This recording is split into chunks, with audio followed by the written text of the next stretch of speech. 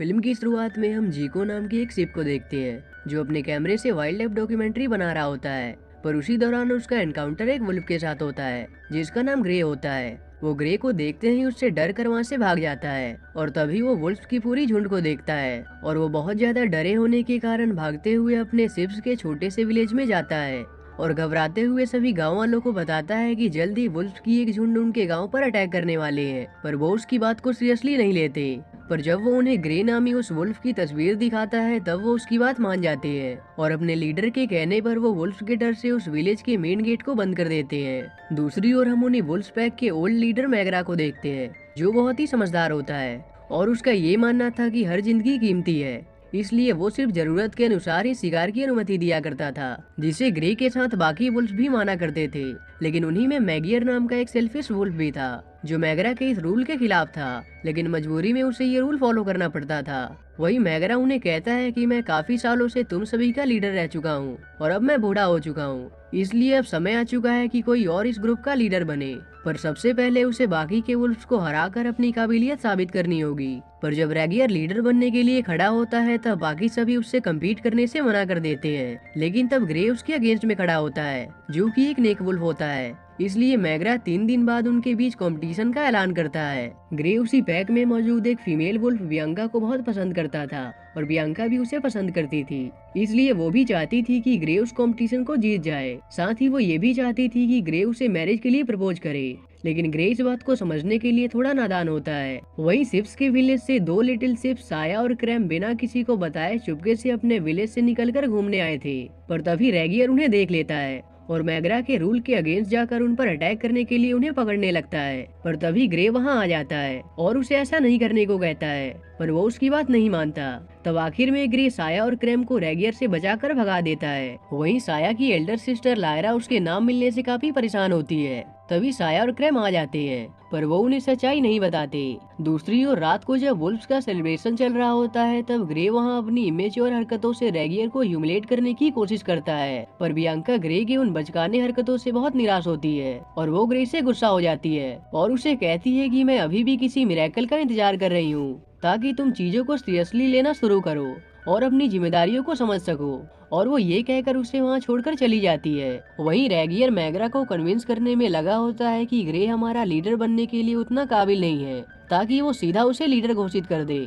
पर मैगरा भी रेगियर को जानता था कि वो कितना मतलबी और लालची है, इसलिए वो नहीं चाहता था कि रेगियर उनका लीडर बने। दूसरी ओर ग्रे जब अकेला बैठा होता है तभी उसे दूर से एक कैंप सेलिब्रेशन होता हुआ नजर आता है और वो वहाँ चला जाता है। असल में वहाँ बहुत से खरगोश मिलकर एक मैजिक शो को देख रहे होते हैं, पर ग्रे को देखते ही सभी डर कर वहाँ से भाग जाते हैं। तब ग्रे उसी मैजिक शो परफॉर्म करने वाली फीमेल हॉर्स के पास जाता है जिसका नाम मैमी होता है। वो उसे कन्विंस करता है कि वो उसे नुकसान नहीं पहुँचाएगा और वही उसे पता चलता है कि मैमी वाकई में मैजिक कर सकती है। तब वो उसे कहता है कि उसे बियांका के लिए खुद को बदलना है ताकि वो उसे दोबारा अपना सके, जिस पर मैमी उसे एक मैजिकल सीरम देती है और ग्रे उसे ये समझकर पी लेता है कि इसके बाद बियांका उसे पसंद करने लगेगी।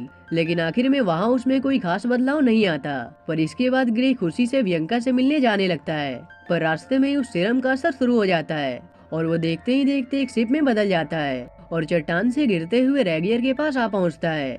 ग्रे खुद को शिप में बदला हुआ देखकर ये समझ जाता है कि ये सब उस सीरम के ही कारण हुआ है, पर रेगियर इस बात से अनजान था कि वो ग्रे है और वो उसे एक शिप समझकर शिकार के लिए उसके पीछे पड़ जाता है और बाकी के वुल्फ्स भी उसे पकड़ने में लग जाते हैं। ग्रे के बोलने के बाद भी वो उसकी बात नहीं मानते, इसलिए उसे वहाँ से भागना पड़ता है और आखिर में वो उनसे पीछा छुड़ाते हुए वहाँ से सीधा शिप्स के विलेज में पहुँच जाता है। और जब उसकी आँख खुलती है तो देखता है कि वो एक शिप के कमरे में है जहाँ लायरा उसकी देखभाल कर रही होती है। पर ग्रे को ये देखकर यकीन नहीं होता और वो चिल्लाने लगता है, जिसके बाद जीको वहाँ आ जाता है और उसे शक होता है कि उसने ग्रे को कहीं देखा है, लेकिन उसके शिप बनने के बाद वो उसे ठीक से पहचान नहीं पाता और ग्रे भी उन्हें अपनी असलियत नहीं बताता। ऊंचाई से गिरने के कारण ग्रे को कुछ भी याद नहीं होता कि वो शिप में कैसे बदल गया। वहीं उसे मोज नाम का एक शिप मिलता है जो हर समय बहुत बातें किया करता था। उसकी बातें सुनकर ग्रे को याद आता है कि वो चट्टान से गिर गया था और उसे लगता है कि शायद ऊंचाई से गिरने के कारण ही वो शिप में बदल गया होगा। इसलिए वो सोचता है कि शायद वापस से ऊंचाई से कूदने के बाद वो अपने वुल्फ फॉर्म में वापस आ जाएगा। इसलिए वो बहुत बार ऊंचाई से जंप करता है, लेकिन उसका कोई फायदा नहीं होता। पर तब आखिर में ग्रे को याद आता है कि ये सब उस मैमी के दिए सीरम के कारण हुआ था और वो इसके सोल्यूशन के लिए मैमी के पास जाता है, पर वो वहाँ से जा चुकी थी। इसलिए ग्रे दुखी होकर लायरा के घर आ जाता है। वही बियांका ग्रे के ना मिलने से काफी दुखी होती है और रेगियर उसे कहता है कि वो जरूर मुझसे मुकाबले के डर से भाग गया होगा, लेकिन बियांका उसकी बात नहीं मानती। अगले दिन लायरा का ब्रदर साया ग्रे को बाहर घूमने चलने को कहता है, जिन्हें मोज भी ज्वाइन कर लेता है और वो तीनों मिलकर एक टूर्नामेंट देखने जाती हैं, जहां वो ग्राउंड में किलिंग लुइस नाम के एक चैंपियन को देखते हैं। और जब ग्रे को पता चलता है कि किलिंग लुइस बहुत शक्तिशाली है, तब वो अनजाने में उसे देखकर हंसने लगता है। तब उसे सबके सामने किलिंग लुइस से फाइट करने के लिए उतरना पड़ता है, पर ग्रे अब सिप होने के कारण उससे हार जाता है। लायरा साया को टूर्नामेंट देखने जाने के कारण उसे डांट लगाती है और जिस दौरान वो साया को अपने साथ लेकर घर जा रही होती है, तभी उसे रास्ते में रेगियर के चमचे मिल जाते हैं और वो चिल्लाने लगती है। उसकी आवाज सुनकर ग्रे वहाँ आ जाता है, पर जब वो अपने वुल्फ पैक के ही 2 मेंबर स्किनी और हॉबलर को देखता है, तब वो भागते हुए उनसे मिलने जाता है, लेकिन वो उसे खतरनाक सिप समझकर उससे दूर भाग जाती है। उसी दौरान ग्रे को मैमी मिल जाती है और वो वापस से वुल्फ बनने के लिए उसके पास मौजूद सारे सीरम को एक साथ पी जाता है, लेकिन उसके बावजूद भी उसका कोई असर नहीं होता। सिप्स के विलेज में जाने पर वो देखता है कि उन्होंने उसकी ऑनर में सेलिब्रेशन रखा होता है। वहीं ग्रे बच्चों के साथ खेलते हुए साया को फाइटिंग मूव सिखाता है और कहता है कि इस मूव से वो वुल्फ को भी हरा सकता है, पर साया उससे रॉन्गली इन्फ्लुएंस्ड हो जाता है। लायरा ग्रे को पसंद करने लगी थी, लेकिन उसके कुछ कहने से पहले ही ग्रे उसके पास से चला जाता है, क्योंकि वो सिर्फ बियांका को चाहता था।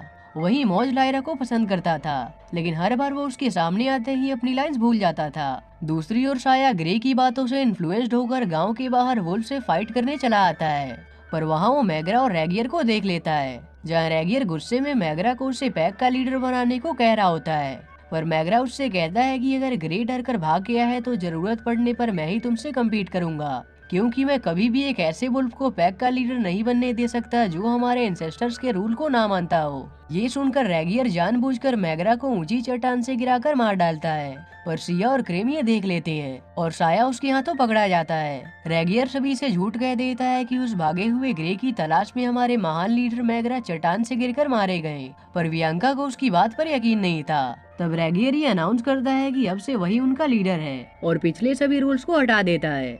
वही क्रेम जाकर सभी को साया के वुल्फ द्वारा पकड़े जाने के बारे में बता देता है और जब ग्रे को इस बारे में पता चलता है, तब वो उनसे साया के रेस्क्यू के लिए चलने को कहता है, पर उनका लीडर बहुत ही ज्यादा डरपोक होता है और बाकी सभी भी हार मान चुके होते हैं। तब ग्रे अकेले ही साया को वहाँ से छुड़ा कर लाने का तय करता है और मोज भी लायरा को इम्प्रेस करने के लिए उसके साथ चला जाता है और वो चुपके से वुल्फ के इलाके में घुस जाते हैं, पर मोज वहीं चोट लगने से बेहोश हो जाता है। लेकिन उसके बावजूद भी ग्रे साया की जगह स्किनी को ढकेल कर उसे वहाँ से रेस्क्यू कर लाता है, पर यहाँ स्किनी को ये एहसास हो जाता है कि वो ग्रे ही है। मोज को बेहोश होने के कारण कुछ याद नहीं होता।